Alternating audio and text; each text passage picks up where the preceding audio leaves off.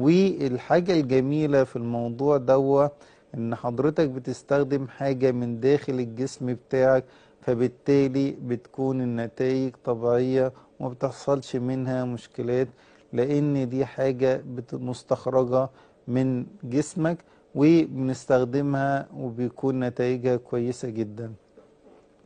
طيب ازاي احنا بنستخدم البلازما، وازاي نقدر نفصلها، وازاي نقدر ان احنا نحقنها ونوصل بيها لنتائج كويسة ونقدر نستفيد منها؟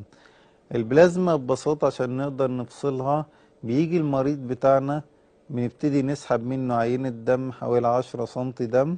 ونبتدي ان الدم ده نحطه في انبوبة معينة وبنحطه في جهاز. الجهاز ده بيعمل على فصل البلازما عن مشتقات الدم الاخرى، وناخد الجزء الاصفر من المادة اللي احنا حطيناها وفصلناها اللي هي مسمى بالبلازما، ونبتدي ان احنا